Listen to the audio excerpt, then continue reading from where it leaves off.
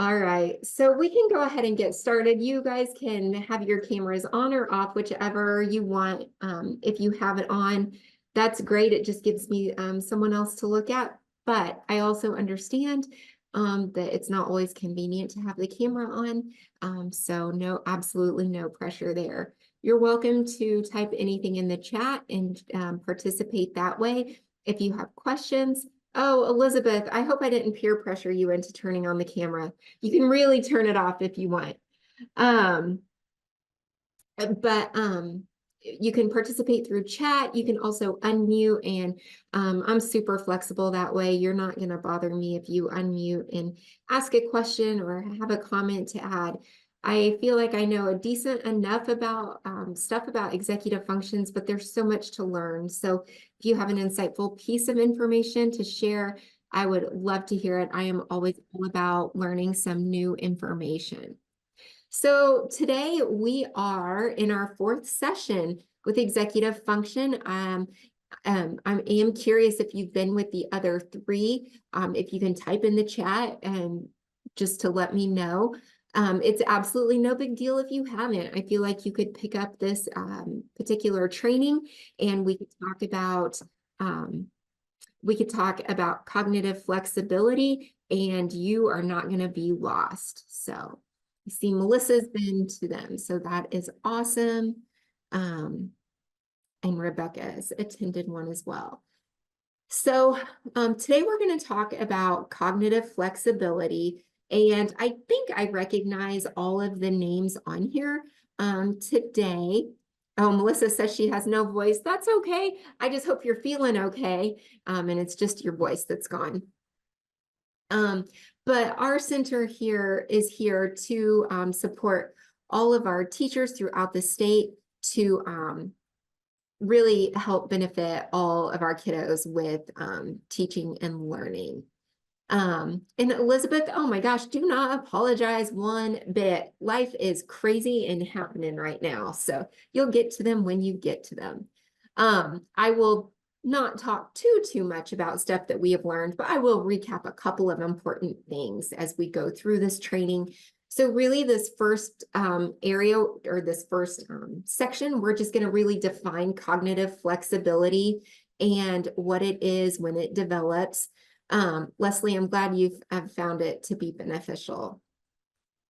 And I'm hoping today that I get to share more new information with you guys. We're really going to take a look at how cognitive flexibility affects students in the classroom environment, because it affects students so differently depending on where other skill sets are. So we're going to talk a little bit about what that looks like and what skill sets are essential as we think about our ability to have that cognitive flexibility. And then we're going to take a look at some strategies and interventions to assist students with cognitive flexibility. So let's see, here is a Padlet if you've been with us, and I do have my notes because there are things that I want to be sure that I say to you guys, but I don't want to have the slides so overwhelmingly cluttered with words that things get lost, and nor do I want to just be reading slides to you because that could get really boring.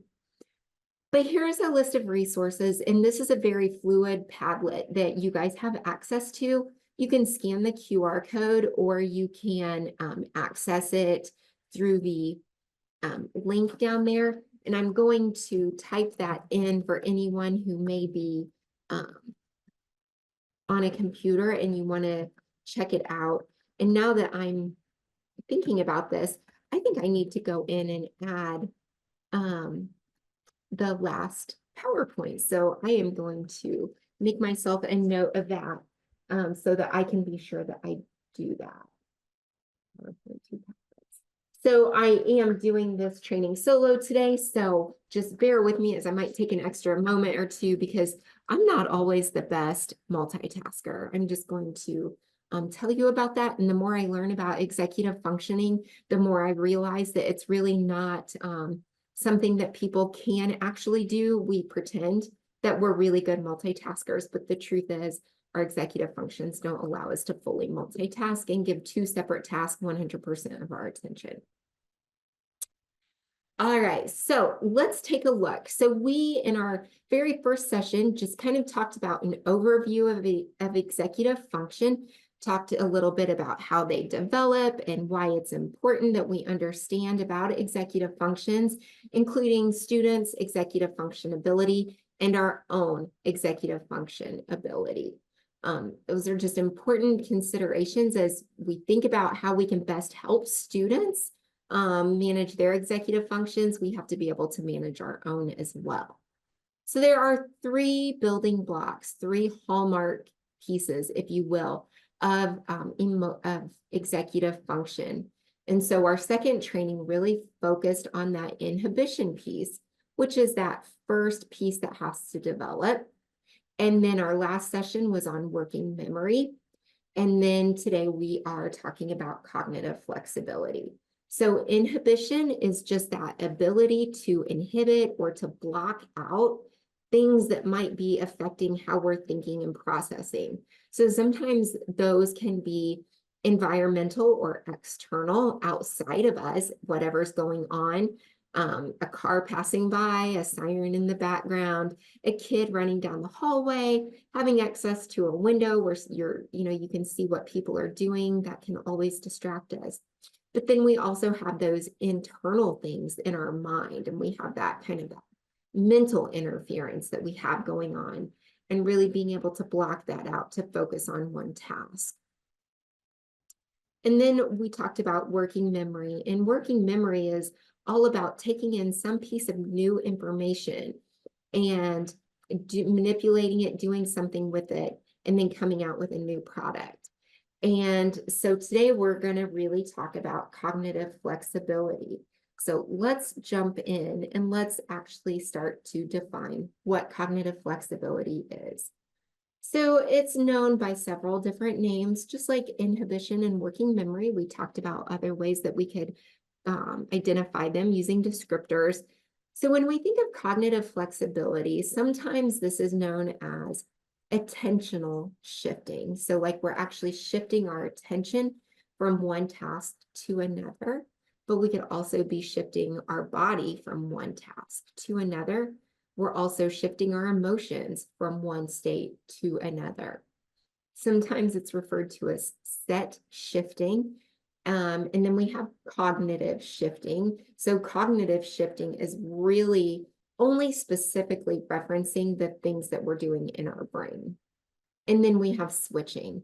So all of those terms can be used to really define cognitive flexibility.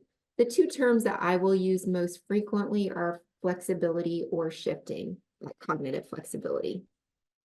As we think about the development of cognitive flexibility, and I'll go into that in a bit more detail here in a couple of slides, but I really want us to consider and focus on the fact that cognitive flexibility is highly dependent on the development of that inhibition and working memory. So everything that we talk about with executive function is hierarchical. So we have to have those foundation pieces before we can get into those bigger elements of executive function, like goal setting, follow through, metacognition. And those three hallmarks build on each other. So we have to have that ability to tune out stimuli and then to adjust and then kind of change the plan if we need to. So that's kind of the progression that you can think of it in. Also important, and this is with all executive function areas, not just cognitive flexibility, but things like stress, trauma, cognitive load, all affect these things. So we can have regressions, and we can also it's like we think we're there, and then something happens and we realize I'm not nearly as far along as I thought I was. Like that is going to happen. So just remember that just because we regress doesn't mean that we don't necessarily always have those skills later on. But they will affect cognitive flexibility. Kind of my favorite way to think about cognitive flexibility is right here. And I absolutely love the show Friends. And when I hear cognitive flexibility, I always think of the word pivot, because that is really what cognitive flexibility is. It's pivoting. It's a constant movement and shifting that is happening. And when we think about the amount of cognitive flexibility that we have to have in a day, it can kind of be overwhelming, especially as a teacher or an instructional assistant or just someone in a school where you're working with children and students of all ages. We ourselves have to be really good with our own flexibility in order to stay at baseline to best help and serve students. And the other piece I want to add to this, if you've seen this episode of Friends, when the episode starts, emotions are very at a baseline. So everything is just, we're able to think clearly. We're not overwhelmed. We're not overloaded. But by the time the episode gets to the end, and this character has tried with the help of other characters to get a couch up a staircase that turns, things have escalated. And what starts out as a brand new, nice couch ends just destroyed. And it's because we've let things affect us. We haven't been able to inhibit, or the characters haven't been able to inhibit, haven't been able to adjust and plan accordingly. So I just want to point out that if you haven't seen this episode, this is one that I think relates really well to executive function. So when we think about cognitive flexibility or shifting, it's, like I mentioned earlier, that ability to move between mental states. So that's where we get that cognitive piece. Actions. So that's not necessarily something we do with our brain. That's something we're going to do physically with our bodies. Or tasks. So we're going from math to reading. When we think about our students and we think about how, their actions are shifting and their bodies are shifting, this happens throughout every transition that our children have in the school day. And there are many children who struggle with transitions, and part of it is because they don't have that cognitive flexibility yet to be able to move from one activity to the next. And so I know I'm kind of jumping the gun a little bit, but if we work with elementary students, we do a lot of first, then, first we're going to work on math, then we're going to recess, or first we're going to complete this problem, and then we will do something else. A lot of times it might be starting with a preferred task. First, we're going to do this preferred task, and then we're going to do the more challenging task. With our older students, it's really about moving about the school to go from one classroom to the next. So our middle schoolers and high schoolers have to do a lot of shifting throughout their day. But this really allows us to make connections between two different problems to develop a solution. Again, this is an area of difficulty for some of our students. And when we think about executive functions, we talked about this in our very first training session, is that executive function, or dysfunction rather, occurs when we have a mismatch to the demand and the skill set that we have. So when we're being asked to do something that doesn't match the set of skills that we have, then there's an issue. And so we might have trouble like reading a room and knowing what to do next. It's really, this whole idea of executive function is about the relationship between a person and the environment in which they're in, and knowing how to function in each of those different environments. So when we reflect back to the idea of shifting between mental states, actions, and tasks, our learners do so much of this. They do it in with different teachers, in different classrooms, in different parts of the building. They can act one way on the playground, but a different way when they are sitting in a classroom taking an assessment. And sometimes our kids can't always put that together. They can't read the room. They can't walk into a classroom and think, oh, you know what? There aren't any monkey bars in here, so I probably shouldn't climb on the furniture. There is a disconnect. And so that's where we start to see some struggles. It's also about adjusting to changing demands or priorities. I know that I can get away with X when I'm in art class, but I know that when I'm in the lunchroom, I cannot get away with it. So I might be able to color on whatever I want in the art room, but I can't color whatever I want to color on whatever I want to when I'm, say, in the lunchroom or in the office or something like that. With our older learners, this gets especially difficult when we think about switching from classrooms and going from one teacher to another teacher. I'm with one teacher for 45 minutes who lets me have flexible seating and doesn't care if I'm standing, to the teacher who has to be, she wants everyone sitting in the rows, in their desk, both feet on the floor, bodies positioned forward. And so that gets really difficult for some of our learners. Adjusting to new schedules, adjusting to new perspectives, all of those things can be very difficult. As we think about wanting to help our learners, though, we have to think about ourselves and how well we shift as we want to help, because sometimes when we struggle shifting and then we struggle regulating our emotions, then our students pick up on that. And then we start to see, that we are projecting our stress on them. So then they're going to have that stress as well. So I mentioned that each of these skills kind of builds on each other. So I want to just elaborate on that a little bit more. So we must have the ability to inhibit or stop a task, whatever task that might be. It might be a task that we are physically performing in doing an assignment or going from recess into math, or it could be a mental switch that we need to do. So we have to have that.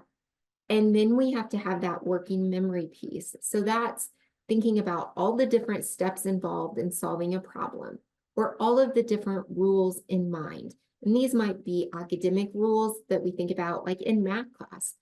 We know we're going to multiply before we add when we're solving an equation. But this also, relates back to the classroom rules and procedures that I mentioned on the previous slide. It's difficult for students to shift. So we have to be able to stop and start new tasks. We have to keep all the steps in mind. We have to remember all the rules before we can actually start to work on our cognitive flexibility. So then it's like, oh my goodness, what happens if our kids don't have this? What happens? What behaviors do we need to change? What supports do we maybe need to build in for our students? And then considering, how are the students going to interact in the new context?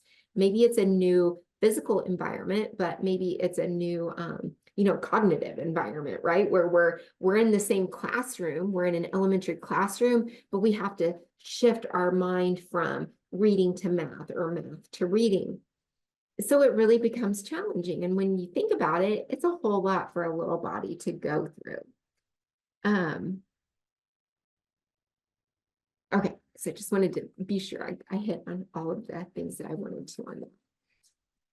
So as we think about the development of cognitive flexibility, I really focused on that development after the age of 7, because that's where we start to see the sharpest increase in our cognitive flexibility abilities.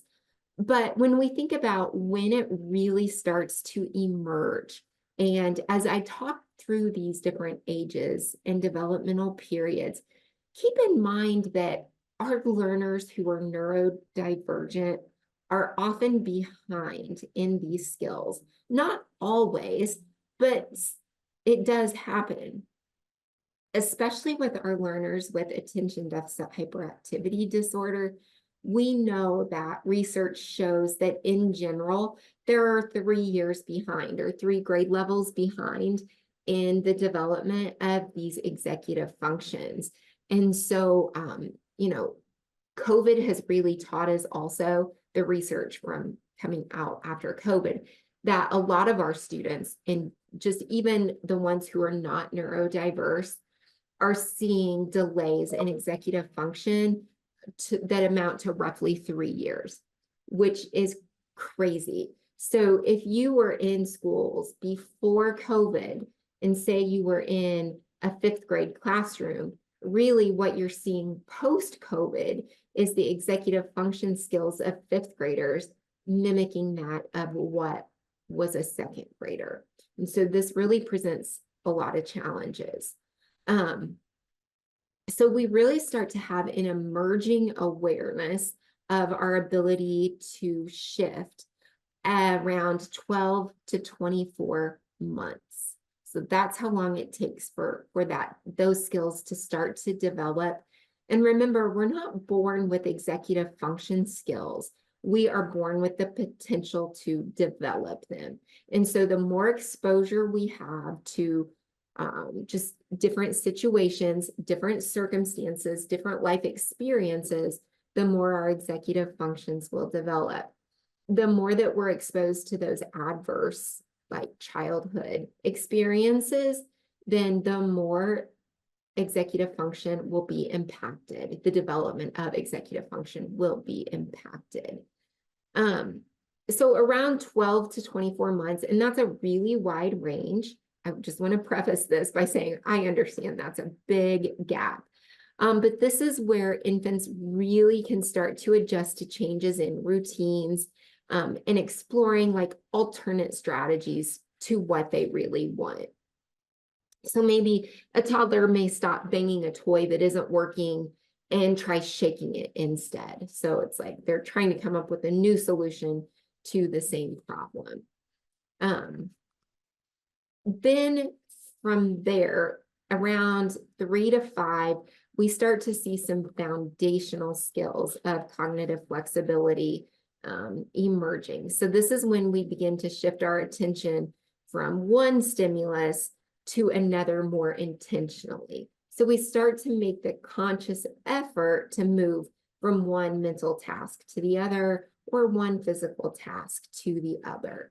This is also where children really start to show some early signs of understanding rules, but then really struggling to switch those rules, and knowing what's appropriate in different situations.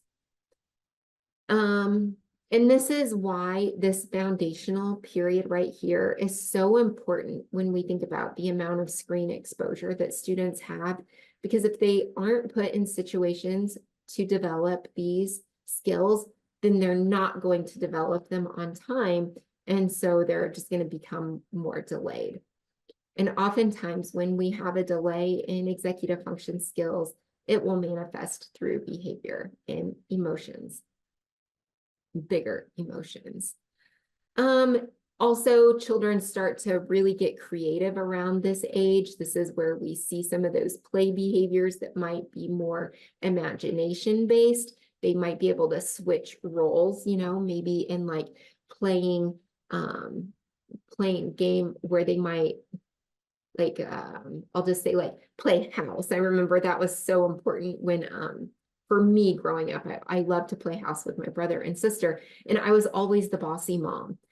So I always was very easily able to switch into that role. And maybe that was a bit of my personality at the time as well. But so they can start to do that, and they can start to mimic other characters. So between 6 and 7, we're starting to see more advancement in this. We see that they can follow simple task switching with instructions and support. So even our learners who are in kindergarten, 1st grade, maybe even 2nd grade, they're still requiring a significant amount of support as they're shifting. So that's important to remember if you work with littles. And then this is when they really start to understand that rules can change based on the environment, based on the context, based on where they are. So then this age of 7 to 9 is when we see the most rapid growth. So like this 2nd to 3rd grade-ish range is where most children see the greatest dramatic period of growth.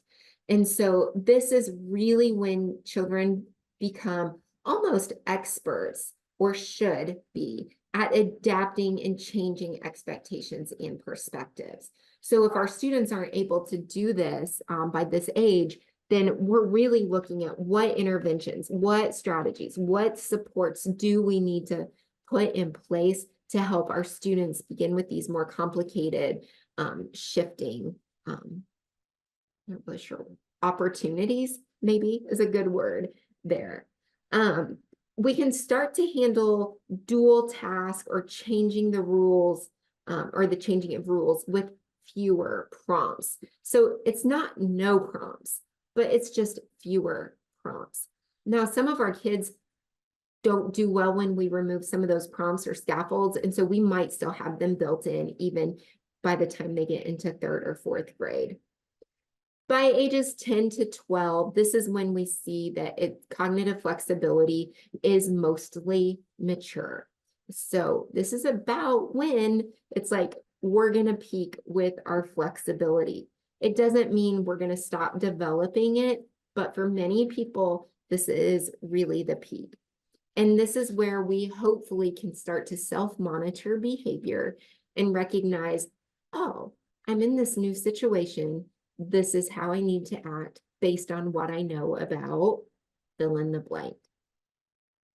They can really begin to evaluate the context and then select strategies based on those past experiences that better suit whatever they are doing.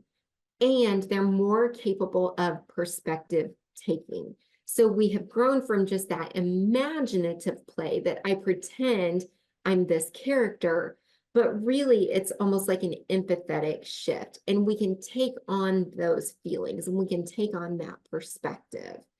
And this is really important when we think about friendships and creating and developing those friendships in elementary school.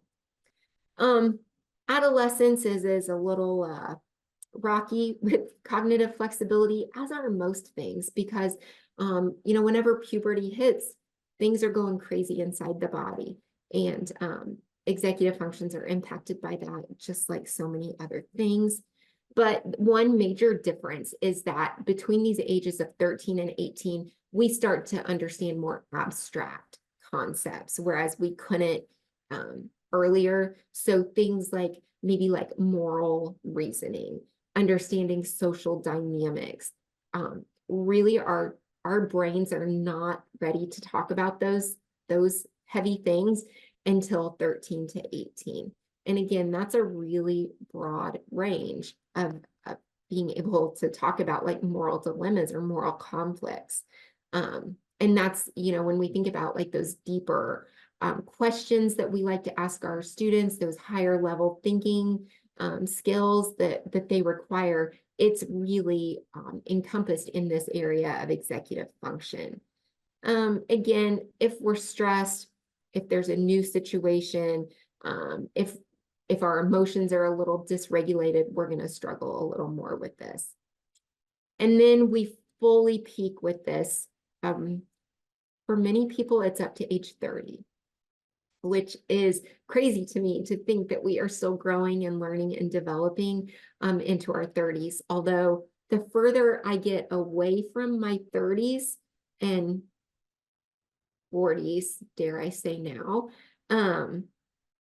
it doesn't seem so far away. Or it doesn't seem like it was, that long of a stretch.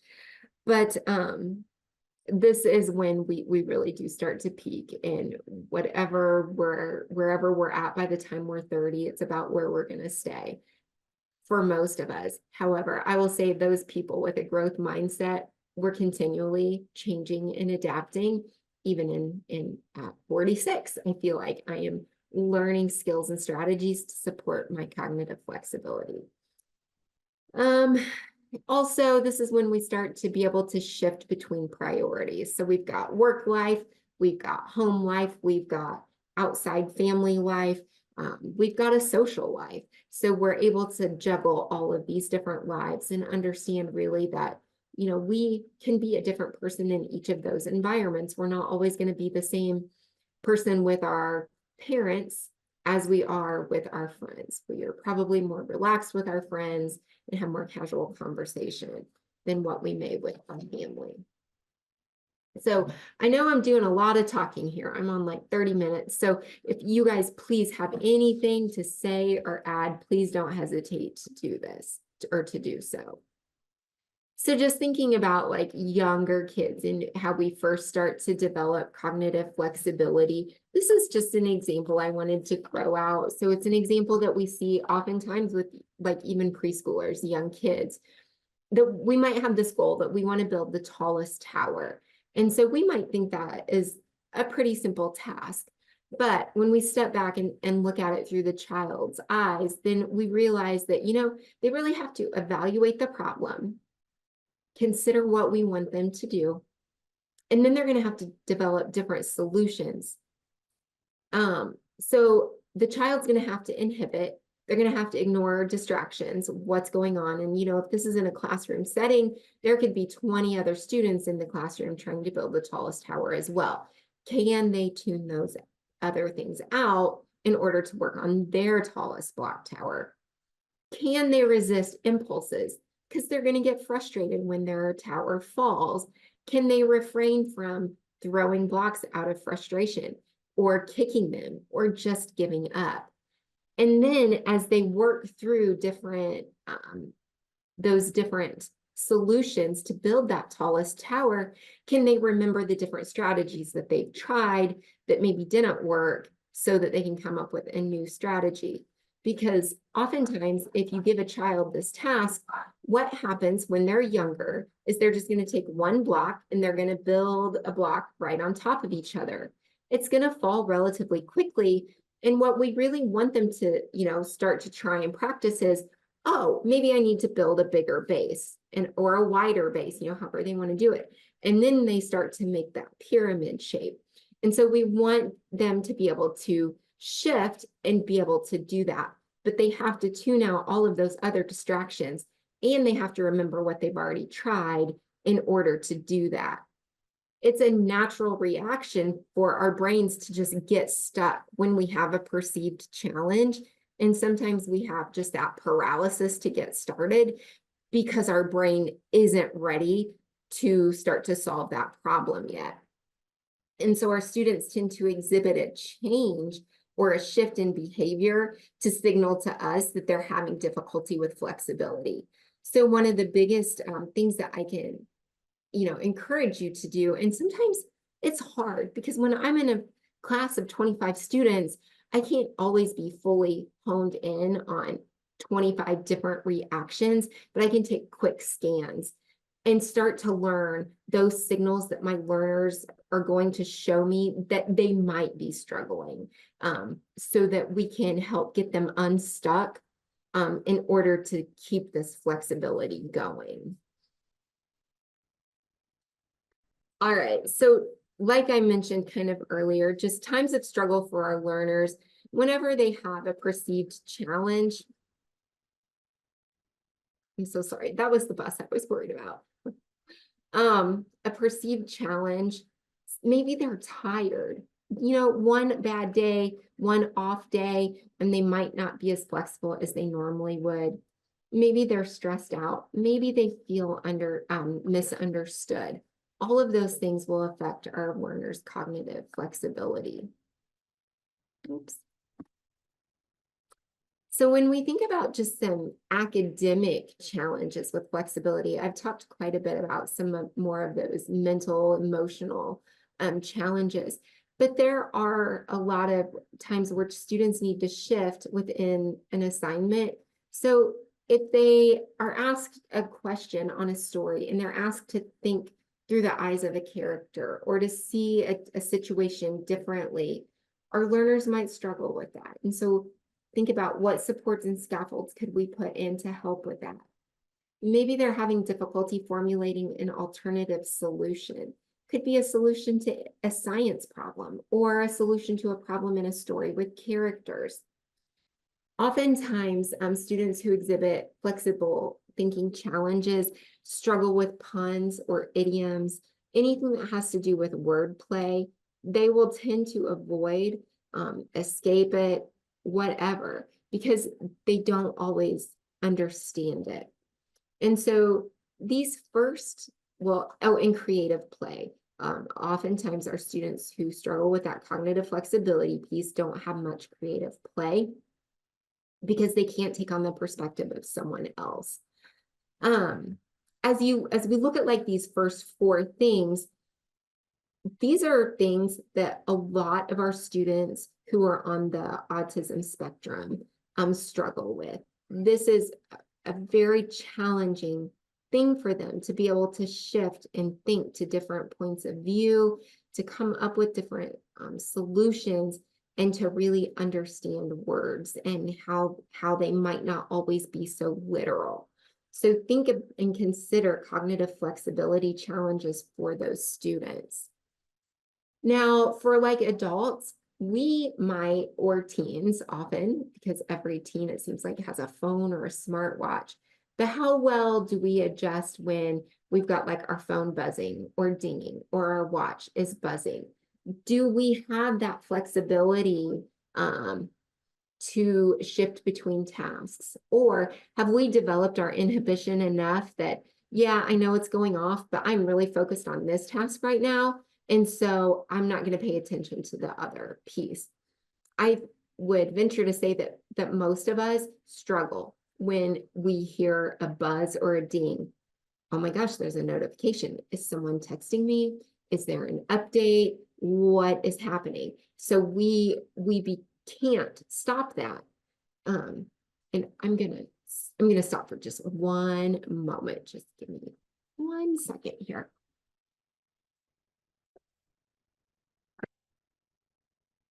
Okay. And then when we think about an academic task, we could even equate it to something as shifting between addition and subtraction. So if we give our students a page and we're asking, some problems you're going to add, some you're going to subtract, our learners might struggle with that. And so just in that situation, I'm going to give you an extra scaffolded support here. One thing that I like to do when I have teachers say, well, they're not seeing this. Well, just highlight it. Like, keep all the addition facts, but then if you know that they can't switch between addition and subtraction, start with highlighting the subtraction signs and then look to fade that prompt out. That way, it's a signal to the student that, oh, hey, I've been doing it this way, but I see this yellow and I know I need to stop, pay extra attention, process what I'm being asked to do, make the adjustment, and then move on. And so then that's going to lessen some of that emotional dysregulation that our students might get when they're constantly going back and forth without any sort of scaffolded support or prompt to let them know that, hey, it's time to change. Same with visual schedules. Those help provide that knowing, I know what's going to happen here, here, here, and here. It's why we sometimes let our students know, hey, we're going to have a fire drill. I know maybe they struggle with stopping, going outside, coming back in. Lots of reasons why we might need to give our kids heads up about any sort of adjustment to the schedule. So I kind of jumped the gun on this slide. I already mentioned this, so I don't want to mention the students diagnosed with ASD again. But really, something to consider is that sometimes students struggle so much with cognitive flexibility or shifting that it interferes with their ability to navigate daily life, even social interactions with peers and adults, and in those different learning environments.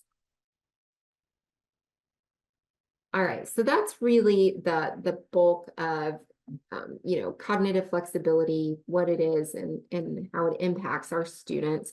So this next part, I really want to talk about more of just those different strategies and supports that we can use.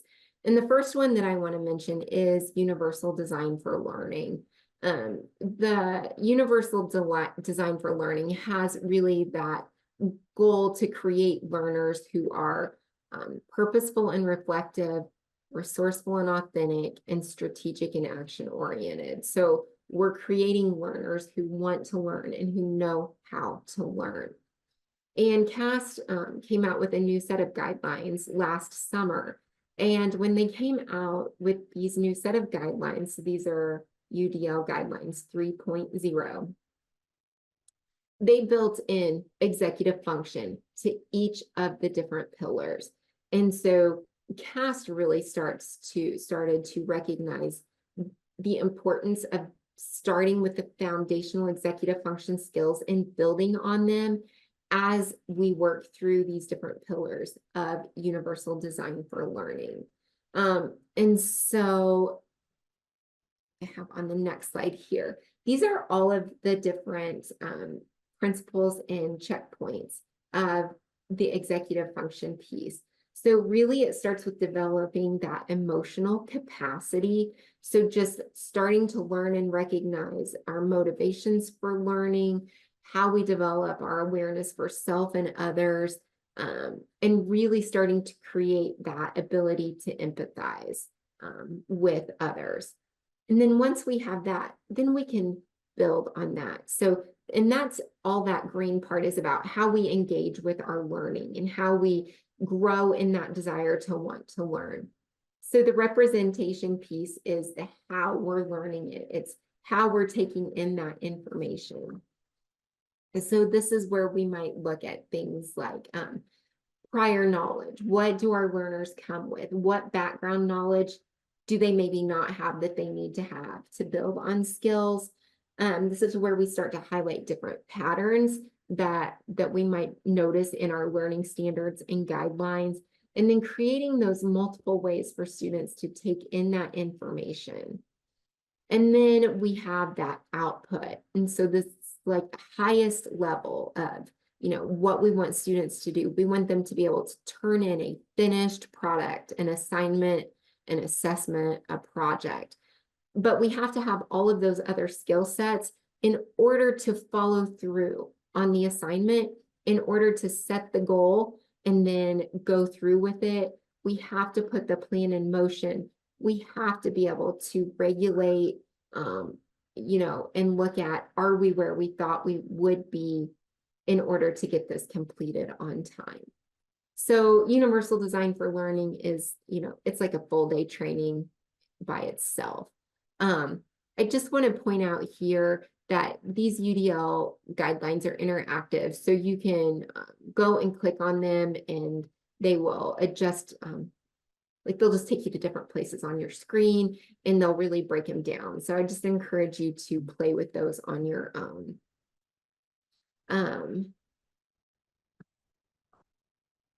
All right, so now more strategies and interventions instead of just UDL is really a framework we kind of always build in when we think about our lesson planning and delivery.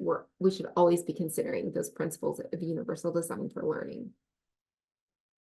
So different ways to increase flexibility. One is just to continue giving our students opportunities to allow and consider different points of view and perspectives. We can do this through many different ways. I think it's easier sometimes in like the areas of English language arts, just because we have different characters who we're usually interacting with. Sometimes they're fictional characters, sometimes they're nonfiction characters, right? They're real life characters, characters who maybe are famous, our students have read about or seen on TV. But then we also get those classmates. And so this is where we might be in small groups or social groups when we're talking about different situations and how to react and respond in different situations. And then I mentioned just the news stories, you know, talking about different people in the news and considering news stories from different points of views, because oftentimes a news story is just told from one point of view and we don't always get the perspectives of all of the different not characters, but people involved in the situation. Spend some time looking at a current event story and really thinking about, you know, this group was mentioned, but we don't know what their thoughts or feelings are. How do you think they're feeling about? And then insert the current event that you are considering. Being able to shift in how we think about different views and perspectives really builds that metacognitive awareness within us, that reflection of like introspect on how we learned something or how we did as we progressed through a task. A lot of different games help with cognitive flexibility, just like we talked about in the other trainings. Sometimes we forget about games and how effective and beneficial they are for teaching different executive function skills. Jigsaw puzzles, really, really great. And I love jigsaw puzzles because they make them for different grade levels, right? You know, like for our younger kids, they have jigsaw puzzles that might be 20 pieces and the pieces are much bigger and easier for the students to manipulate. Then when we get into the, you know, the middle school and high school range, we could look at like the 500-piece jigsaw puzzle that maybe you just have on a back desk. When students have free time, they can go back and work on it. But all of those different types of puzzles help to start think how we're shifting things and moving things. Riddles are another great example to use with classes. Any sort of logic puzzles that you can think of, you know, like what's missing or how did this crime get solved? Anything that you can do like that. Even word play is good. Just keep in mind frustration levels that some students might experience with those. Checkers and chess, those are great strategy games. You have to remember the rules, so you've got to keep that working memory, but then you're also in your mind thinking about where you can play and you're starting to plan and you strategize. Those will also help with cognitive flexibility because I'm thinking, okay, I know I want my next move to be this, but if my opponent does this, then I'm going to do this. So we're able to switch those. Any sort of what if situations, would you rather do this or this and why?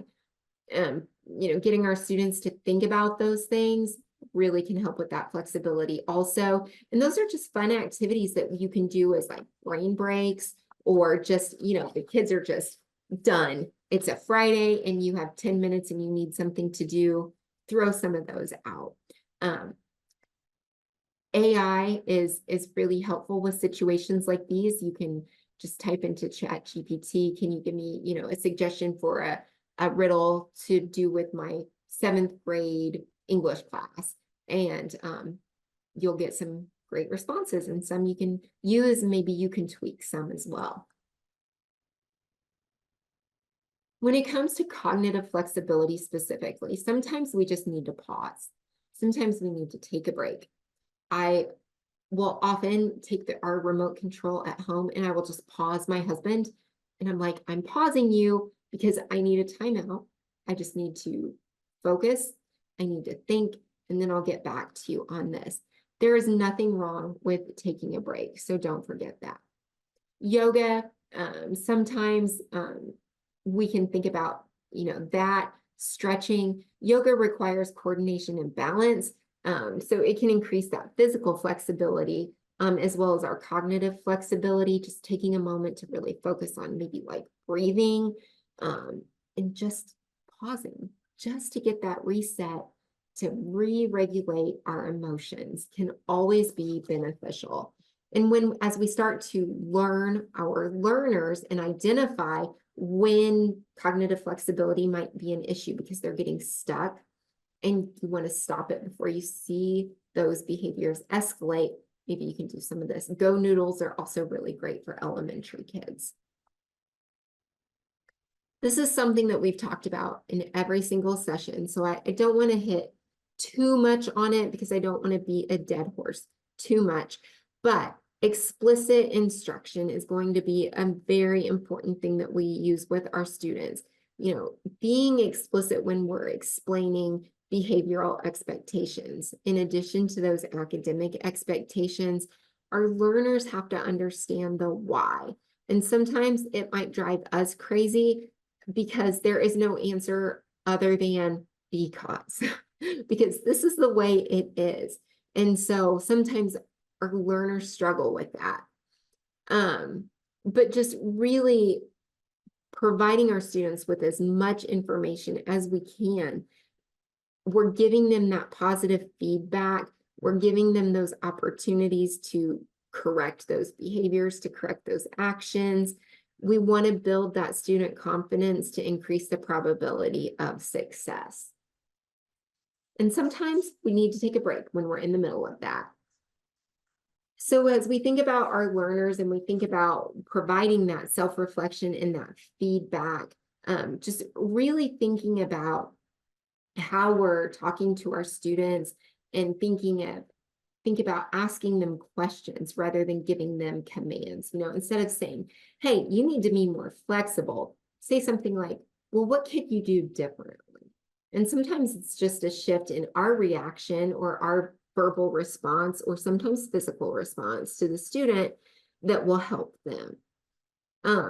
We really want to focus on that shift from compliance as a form of engagement to encouraging our learners to explore and expand their own knowledge through experience. And our students have to be able to have that cognitive flexibility in order to do that, because they have to be able to see things from multiple perspectives and things outside the realm that they know and that they're most comfortable with. And so keeping in mind that the process is just as important as the outcome for our learners can be important. And I always found this with my learners who were maybe even more higher ability, is that they would get so rigid in their thinking because their thinking revolved around, I need to get this assignment, I need to do it so that I can get the A. And sometimes the goal isn't to get the A, the goal is to get them to think differently. And so really working on the process piece and not focusing so much on the outcome. And then the other piece I wanted to mention too, when we give that feedback, thinking about that we're praising the student's behavior and not that we're praising the student.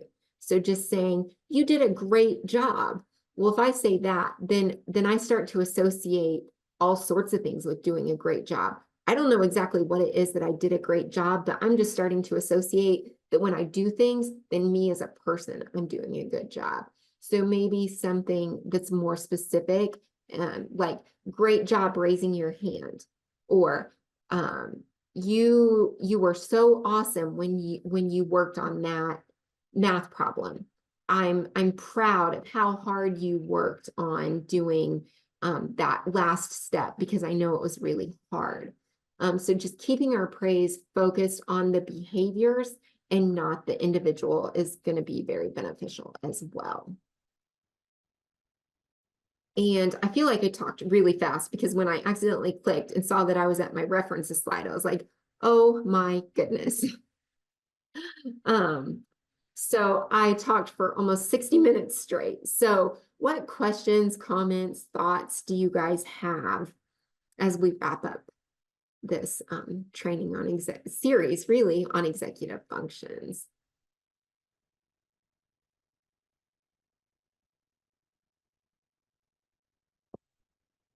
And maybe you don't have any, and if you don't, that's okay. Alana is usually my counterpart. She had another training this afternoon and was unable to join us. But this is our contact information. You're always so incredibly welcome to contact us and reach out if there's a specific challenge that you might be having or some specific information that you're wanting. Maybe you want some clarification on something. We are more than happy to help you any way that we possibly can. So please don't ever hesitate to reach out. And then, of course, the evaluation. And I know there are only 3 of you, but if you wouldn't mind, if you want to do it, I would really appreciate it. I do try to look at them. Sometimes it's hard to look at evaluations on how people thought you did. I have to be really regulated sometimes to look at those. But I do want to deliver content and information that's most beneficial to everyone out there right now. So anything that you have to offer, please let me know. If it's too terrible, just email me. Don't put it in the evaluation. Advice to parents to enhance executive function skills over the summer. That's a really great question. So the first response is, I'm sure not one that all parents are going to really enjoy, but limit time on tablets.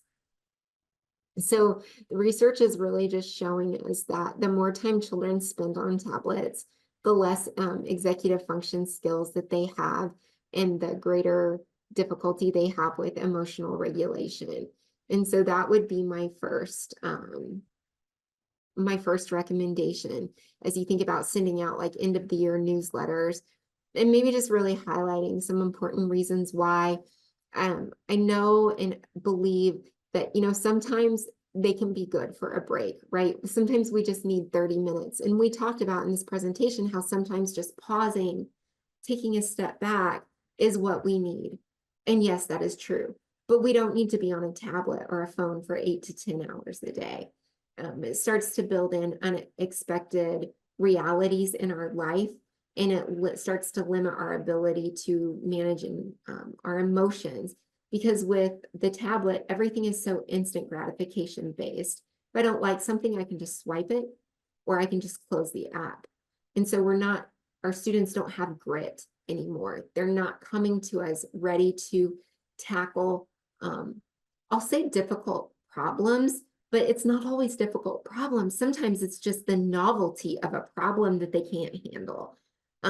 So limit tablet time for sure. Still have some sort of structure in the summer, if at all possible. Doesn't have to be super structured, but maybe even like sticking with like bedtimes. They might be later. I would expect them to be later, and maybe they can sleep in, but still adhering to some sort of routine will be beneficial for students. Anything that parents can do to encourage some academic work, whether it be reading or some time doing math, to keep their brains just going in that academic mindset, will also help. So those are the things I can think of off the top of my head. But if I think of other things, I will be sure to let you guys know. Any other questions, comments, thoughts? We're going to get out early.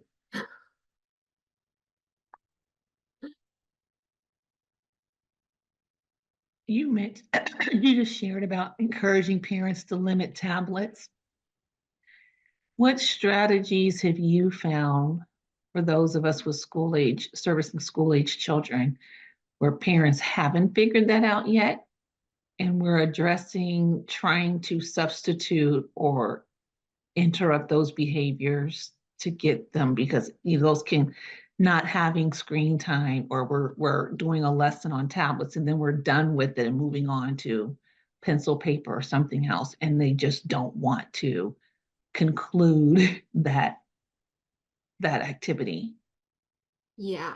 So one thing that I would do is maybe talk through like a scenario of why it would be important to not have a tablet during a particular situation. So I see this a lot just when I'm out and about, but children in stores or in restaurants, that's the place where we can think about starting to teach some of these skills, and we start to think about just managing our emotions. So like in the store, giving parents like the suggestion that it's easy to want to give your child the tablet and sit in the cart so that they're quiet, but add that educational tool to, hey, we're in a store.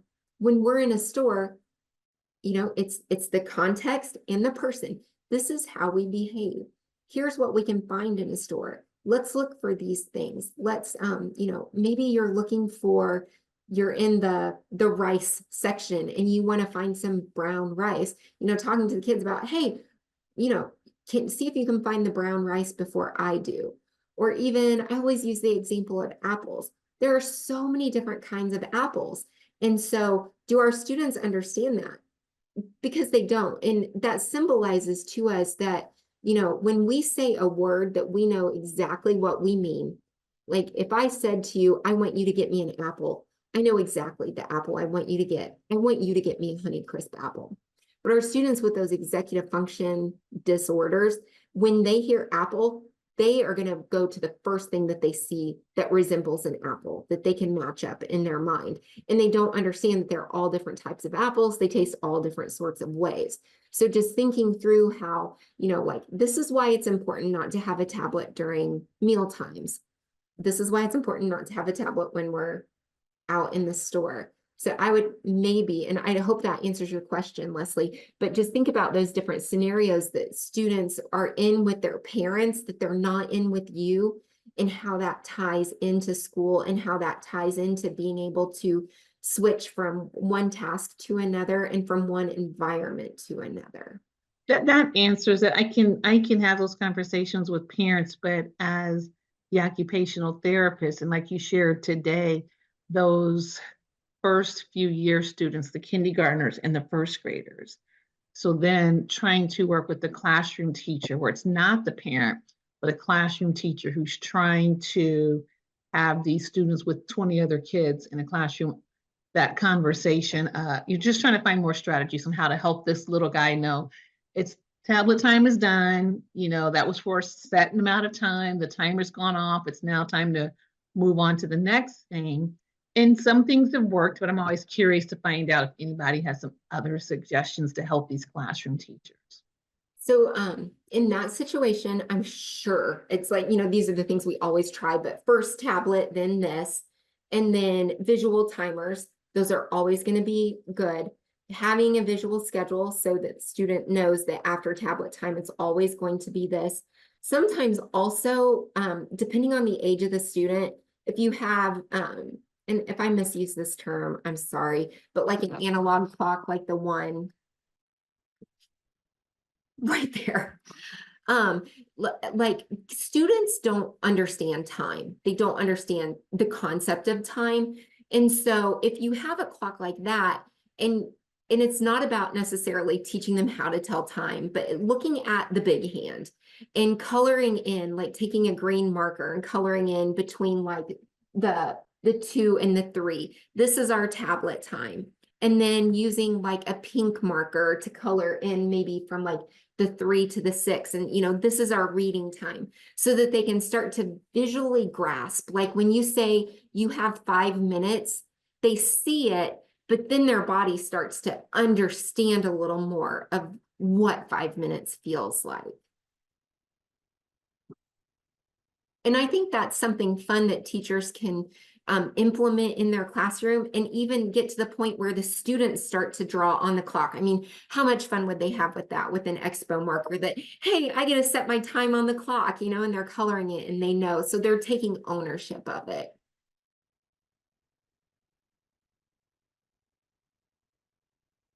Anything else?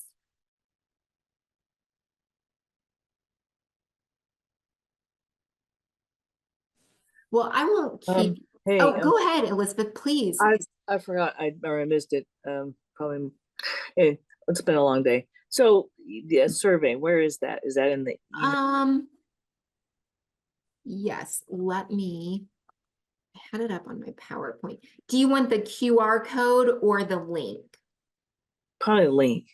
Okay, I will put that in the chat.